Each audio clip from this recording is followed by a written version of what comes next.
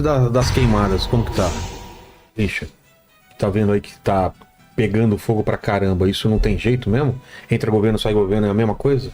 Histórico, né, cara? É, por quê? Alguns mais, outros menos, mas é histórico. Porque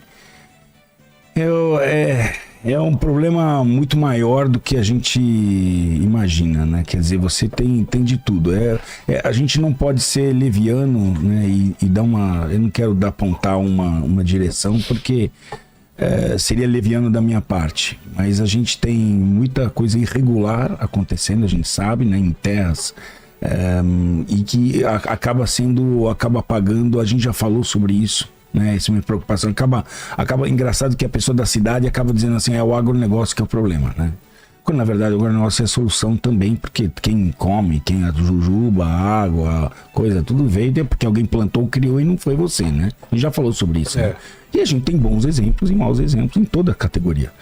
Tem criadores, tem ONGs, tem biólogos, e tem também no agronegócio, na fazenda, né, pessoas que... Eu vi, por exemplo, no Pantanal, o que eu vi acontecer? Eu vou falar do Pantanal porque, cara, um negócio que eu vivenciei muito, porque eu vou ao Pantanal desde que eu me entendo com gente, assim, 8 anos de idade, que eu tinha um pouco de consciência, eu já estava indo ao Pantanal todo ano, meu avô me levava. Então... o que aconteceu que eu vi que a gente sempre lá no Pantanal existia uma relação do homem com o fogo histórica, o gado, o fogo, e o que aconteceu? Por que perdeu-se a mão no Pantanal? Bom, a gente está numa situação de mudança climática que, assim, outra opinião rápida minha, eu já volto nisso, que a gente pode fazer o que for fazer, não vai mudar a questão da condição climática, na minha opinião, que nós estamos indo para. Nós temos interferência humana, temos um percentual, não sei qual percentual, eu acredito que, né, muito menos do que 50%, 40%, 30%, 20%, tá? 10%. Existe uma atividade humana, mas existe uma questão climática. As pessoas olham para o planeta e acham que todo dia vai ser igual. Cara, nós estamos em cima de manta de lava, em placas tectônicas. Já teve o planeta, já teve vulcões, erupções, furacão. Oh, meu Deus, o furacão o furacão é um negócio nada. O planeta pode produzir coisas. Então, assim, nós estamos em numa sequência de eventos que, mesmo que a gente mude tudo, eu acho que nós temos que mudar muita coisa, tá? Mas não vai trazer o resultado. A gente vai caminhar para algo que nós não sabemos. Tinha Holoceno ontem, tinha muita coisa. O planeta é um ser vivo, tá? E agora, claro que nós temos uma série de medidas que nós temos que fazer. Então, por exemplo, a relação com o nosso planeta a gente tem que entender melhor. Então, existia uma história, por exemplo, voltando ao Pantanal, que está em superaquecimento, tá? Está em superaquecimento. Tem coisas do sol, etc. Mas o Pantanal, ele sempre teve uma relação do ser humano com o gado lá, que botava o fogo. Por quê? Porque ele tinha que abaixar. Você tem um ciclo que enche de água e depois seca. Quando enche de água, você cria uma série de vegetações que ficam ali boiando, né? E que essa vegetação, que durante 6 meses ela vai depois baixar. Quando baixa a água, ela fica ali altamente volátil, vai secando, altamente volátil. O fogo ainda tem embaixo da terra, uma coisa impressionante. E que o homem que já vivia ali sabia que tinha que tratar. Então eles têm que botar fogo, como hoje faz o próprio Preve Fogo, o próprio Ibama faz isso hoje, porque entendeu que o fogo combate o fogo. Se você não botar fogo e abaixar toda essa matéria orgânica altamente inflamável, vai acontecer, ter um raio, não precisa nem, às vezes nem ter ação humana, tem um raio. Mas eu acho que lá tem muita ação humana errada, não sabendo trabalhar com fogo. São pessoas que foram comprando os herdeiros lá, foram vendendo as terras, pessoas que não são de lá estão entrando no Pantanal, não sabem lidar com aquele bioma do Pantanal, que foi administrado por 300 anos com excelência, né, por quem vivia ali, e agora está entrando uma gente nova, exploradora e que não sabe lidar com essa questão. Eu vejo muitas propriedades nessa situação, entendeu?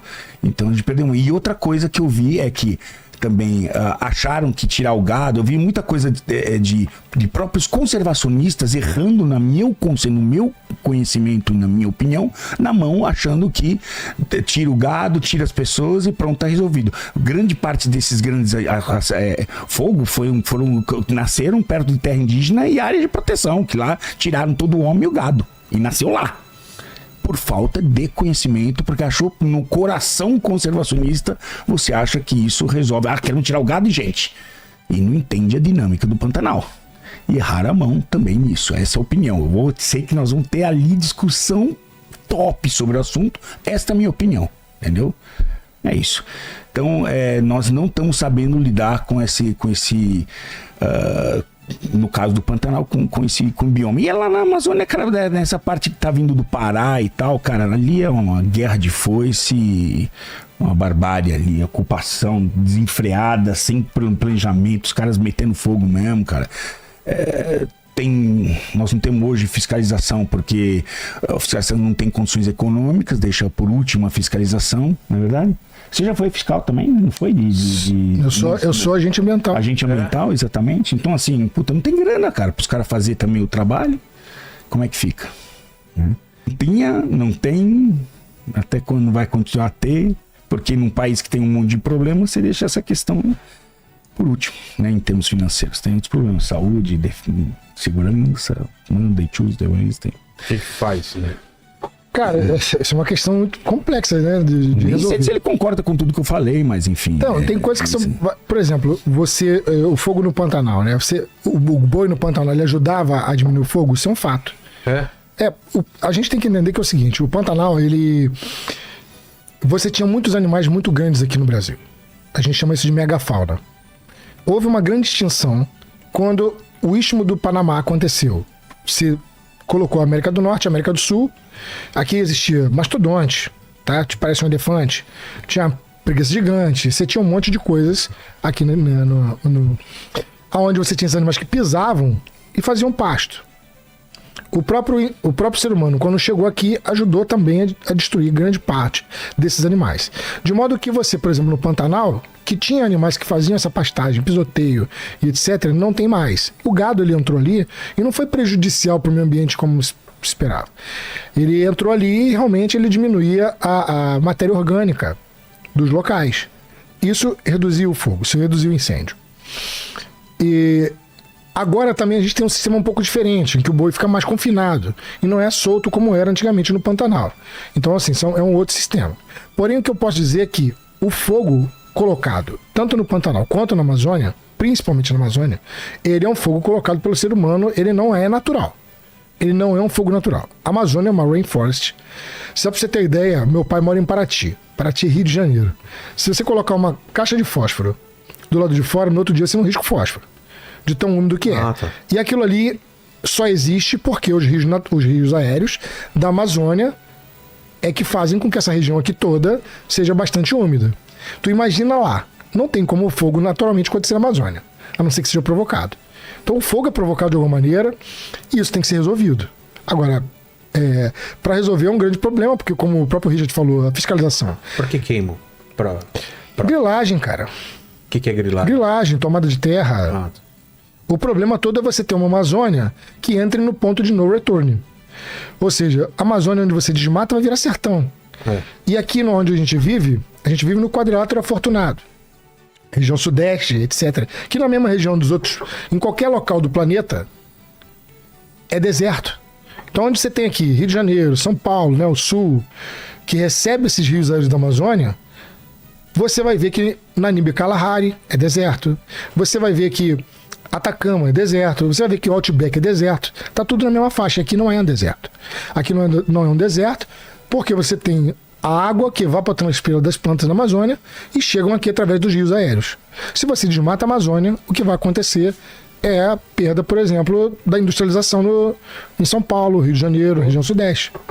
Isso é um problema sério a ser resolvido. Não é brincadeira. Agora, como resolver? Aí é outra história. Porque é fogo colocado criminosamente. Não é natural. Mas tem que ser resolvido. Agora, vontade política.